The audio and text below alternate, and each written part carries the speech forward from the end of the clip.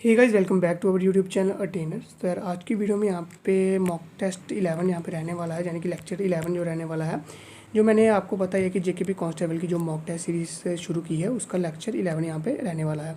मैंने जैसे आपको बता किया कि जब तक जो जेकेपी कांस्टेबल का जो एग्ज़ाम नहीं हो जाता तब तक लगातार आपको यहाँ हमारे चैनल पे मॉक टेस्ट देखने को मिलेंगे। तो अगर आपने अभी तक चैनल सब्सक्राइब नहीं किया और बेल आइकन को नहीं दबाया तो चैनल को भी सब्सक्राइब कर लो, क्योंकि ऐसे ही जेकेपी कांस्टेबल के रिलेटेड जो मॉक आपको अभी देखने को मिलेंगे जब तक आपका एग्ज़ाम नहीं आ जाता। और इसी के साथ साथ मैंने एक और प्लेलिस्ट यहाँ पे शुरू करी है। जेकेपी कांस्टेबल जो टेली कम्युनिकेशन का एग्ज़ाम है उसके लिए भी मैंने मॉक टेस्ट सीरीज़ यहाँ पे अलग से स्टार्ट कर दी है। काफ़ी ज़्यादा बच्चे पूछते हैं कि सर हमें इन जो मॉक टेस्ट है इनका जो पीडीएफ कहाँ पे देखने को मिलेगा। जी, आपको हमारे टेलीग्राम चैनल और व्हाट्सएप ग्रुप दोनों में देखने को मिल जाएगा, और दोनों का लिंक आपको हमारे डिस्क्रिप्शन बॉक्स में मिल जाएगा। उसी के साथ जो पहले 10 लेक्चर हैं और जो 11 लेक्चर है इसकी पूरी जो प्लेलिस्ट का लिंक है वो भी आपको डिस्क्रिप्शन बॉक्स में मिल जाएगा। नहीं तो ऊपर यहाँ पे आपको आई बटन में भी लिंक दिख रहा होगा, अब वहाँ से जाके भी पूरी प्लेलिस्ट देख सकते हैं। इसी के साथ साथ जो टेली कम्युनिकेशन की मतलब कि जो टेली कम्युनिकेशन का जो एग्ज़ाम है उसकी जो प्लेलिस्ट है उसका भी डिस्क्रिप्शन बॉक्स में लिंक मिल जाएगा, और नहीं तो ऊपर यहाँ पे ऊपर आई बटन में भी उसका भी लिंक आ रहा होगा। इसी के साथ साथ यार आप वीडियो को बिल्कुल भी लाइक या शेयर नहीं कर रहे हैं तो वीडियो को थोड़ा लाइक करें और शेयर करें अपने दोस्तों के साथ, जिससे हमारा भी जो मोटिवेट रहते हैं और मोरल डाउन नहीं होता। तो चलिए यार बिना टाइम बर्बादी करते हैं आज की वीडियो शुरू यहाँ पे। तो फर्स्ट क्वेश्चन आपके सामने, when did NITI Aayog formed? NITI Aayog कब फॉर्म हुआ था? सबसे पहले बात करें तो नीति आयोग के हेड कौन होते हैं?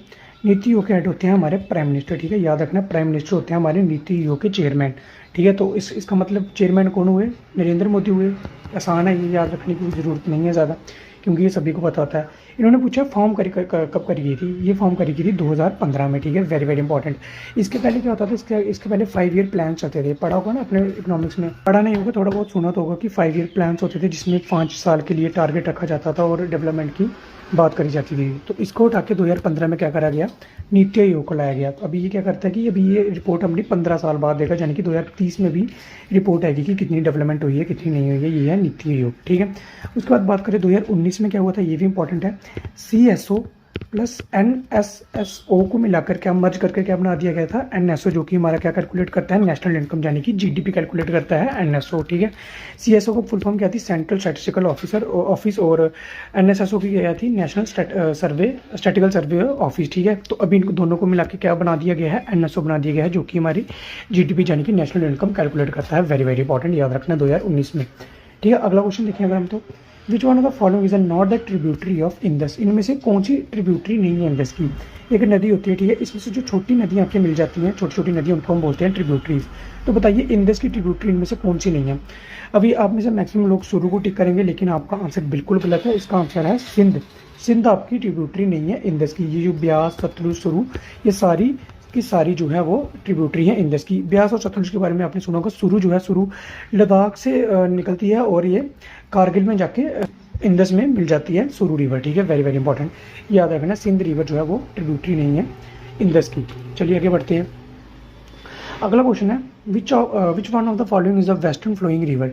ठीक है, वेस्टर्न फ्लोइंग रिवर इनमें से कौन सी है? कृष्णा है, गोदावरी है, गंगा या कोसी है? बताइए फटाफट, कि जो वेस्ट की तरफ मूव करती हैं, यानी कि जो अरेबियन सी में जाके खत्म हो जाती हैं, यानी कि अरेबियन सी में जाके मिल जाती हैं, वो बताइए कौन सी रिवर्स हैं? गोदावरी की बात करें तो गोदावरी ईस्टर्न फ्लोइंग रिवर है। ठीक है, गंगा भी ईस्टर्न फ्लोइंग रिवर है। ये सारी की सारी कहाँ पर जाके मिलती हैं? सारी की जाके बे ऑफ बंगाल में जाके मिल जाती हैं। लेकिन कृष्णा कहाँ पर जाती है? कृष्णा में कहाँ पर देखने को मिलती है? अरेबियन सी में मिलती है जाके। ठीक है, कृष्णा रिवर के बारे में मैंने, बाकी सारी रिवर्स के बारे में मैंने पिछले मॉक टेस्ट वाली वीडियोस में बताया है, तो पिछली मॉक टेस्ट वाली वीडियो जरूर देखना, वेरी वेरी इंपॉर्टेंट है वो, काफ़ी काम आएंगे आपको। कृष्णा के ऊपर कौन सा डैम है, कहाँ से निकलती है, कौन सी स्टेट से निकलती है, कहाँ पर जाती है, ये सारा मैंने पिछली वीडियोज़ में अच्छे से रिवर्स में कवर करवा रखा है। ज्योग्राफी वाली वीडियोज़ में भी करवाया है, और जो बच गई थी वो मैंने पिछली जो मॉक टेस्ट की वीडियोज़ हैं वो भी उसमें मैंने करवा रखा है। ठीक है, तो मॉक टेस्ट वाली वीडियोज़ के जो लिंक हैं, उसकी जो प्लेलिस्ट का लिंक है वो मैं डिस्क्रिप्शन बॉक्स में दे दूंगा। तो मैं बार बार आपको बोल रहा हूँ कि वो देख लेना, क्योंकि वो आपके काम बहुत ज़्यादा आने वाली हैं। और जो थोड़ा सा टारगेट है मेरा 210 लाइक्स का, वो भी आई होप आप इस वीडियो पे करवा दोगे। पिछली वीडियो पे तो आपने नहीं करवाया, देखता हूँ इस वीडियो पे आप करवा पाते हो या नहीं करवा पाते हो। ठीक है, आगे बढ़ते हैं। अगला क्वेश्चन है, which is the state bird of J&K, ठीक है। तो इसमें भी काफ़ी बच्चे भी कंफ्यूज होंगे, काफ़ी ज़्यादा कैंडिडेट्स यहाँ पर ब्लैक नेक्ड क्रेन को लगा के आएंगे, तो ये आपका मैं बता दूँ बिल्कुल गलत हो जाएगा, इसलिए मैंने ये क्वेश्चन यहाँ पर डालना है। तो ब्लैक नेक्ड क्रेन जो था वो पहले होता था हमारा J&K का, लेकिन ये अभी किसका स्टेट बर्ड बन गया है, ये लद्दाख का स्टेट बर्ड बन गया है, ठीक है, याद रखना लद्दाख का है। अभी J&K की बात करें तो J&K का है क्लीज फीजेंट, ठीक है, क्लीज फीजेंट जो है वो J&K का स्टेट बर्ड है, वेरी वेरी इंपॉर्टेंट, याद रखना। अगर आपसे पूछ लीजिए कि पहले मतलब बाइफरकेट होने के पहले कौन सा था J&K का, तो तब था ब्लैक नेक्ड क्रेन, ठीक है, यूटी बनने से पहले, तो ठीक है, याद रखना, ये वेरी वेरी इंपॉर्टेंट।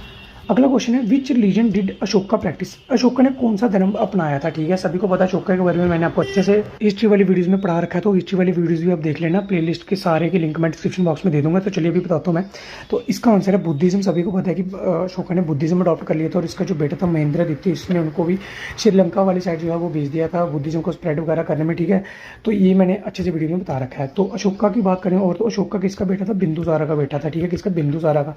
तो बिंदुसारा किसका बेटा था, बिंदुसारा चंद्रगुप्त मौर्य का बेटा था। चंद्रगुप्त मौर्य ने किसको हराया था, धनानंद को, यानी कि नंदा डायनेस्टी को खत्म करा था, यानी कि धनानंद को हराकर किसकी हेल्प से, चाणक्य की हेल्प से, ठीक है, वेरी वेरी इंपॉर्टेंट, चाणक्य की हेल्प से यहाँ पर धनानंदा को हराया था, यानी कि नंदा डायनेस्टी को खत्म करा था चाणक्य या कौटिल्य, ठीक है, ये भी पूछ लिया जाता है कि चाणक्य का दूसरा नाम क्या था, कौटिल्य था, ठीक है। चंद्रगुप्त मौर्य के टाइम में एक जो है वो इन्वेडर आया था जनरल सेल्यूकस निकेटर, ठीक है, सेल्यूकस निकेटर जब ये आया था तो इनकी वॉर नहीं हुई थी, ट्रीटी साइन हो गई थी, ठीक है, इनकी ट्रीटी साइन हो गई थी, जिसमें इन्होंने क्या करा था कि जो सेल्यूकस निकेटर की लड़की थी उसके साथ चंद्रगुप्त मौर्य ने शादी कर ली थी, इनकी मैरिज हो गई थी, ठीक है।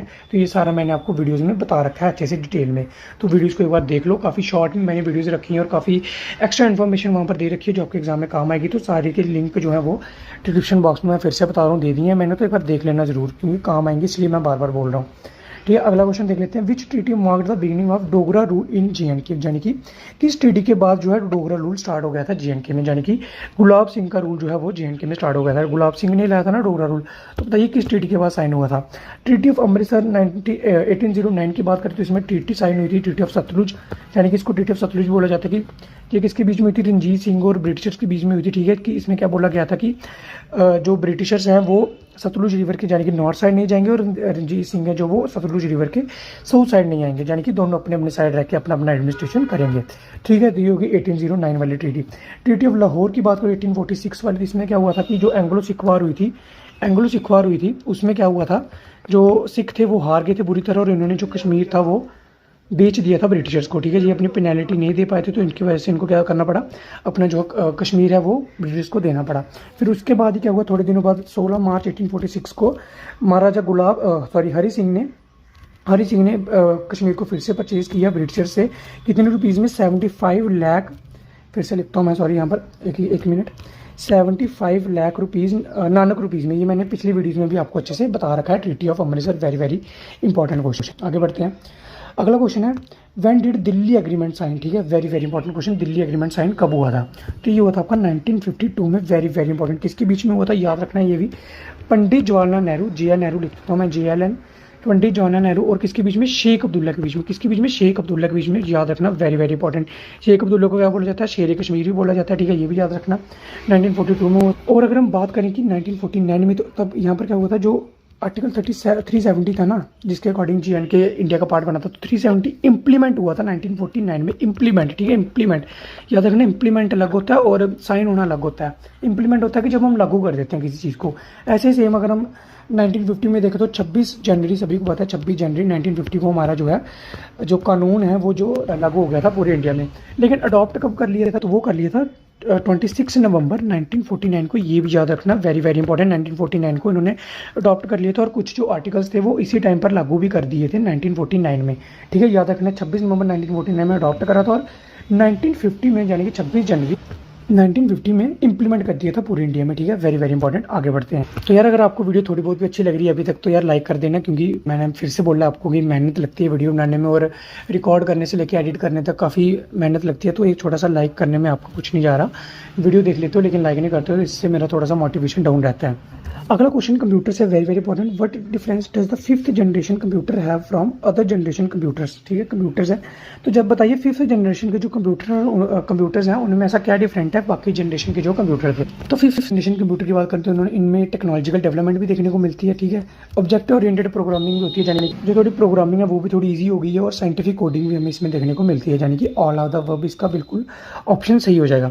थोड़ा सा जनरेशन की बात करें तो फर्स्ट जनरेशन में हमें क्या देखने को मिलती थी, वैक्यूम ट्यूब्स देखने को मिलती थी। ठीक है, क्या मिलती थी, वैक्यूम ट्यूब्स।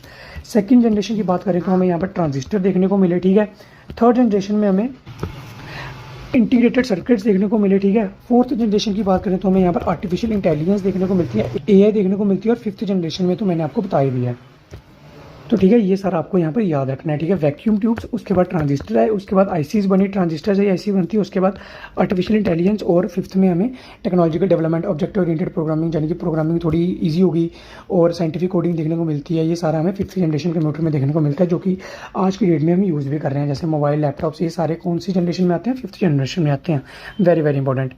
और कंप्यूटर से रिलेटेड बाकी जितने भी मॉक टेस्ट में जो मैंने क्वेश्चन करवाए हैं वो भी देख लेना, क्योंकि वेरी इंपॉर्टेंट है वो, जैसे फास्ट सुपर कंप्यूटर हो गया, और जितने भी मतलब आपके एग्जाम में इंपॉर्टेंट बन सकते हैं वो मैंने आपके पिछली वीडियोस में करवा रखे हैं। तो पिछली मॉक टेस्ट वाली वीडियोस जरूर देखना, प्लेलिस्ट में आपको मिल जाएंगी। अगला क्वेश्चन है हमारे पास, which one of this is not a greenhouse gas. इसमें से कौन सी ग्रीन हाउस गैस में नहीं आती है, तो बताइए फटाफट।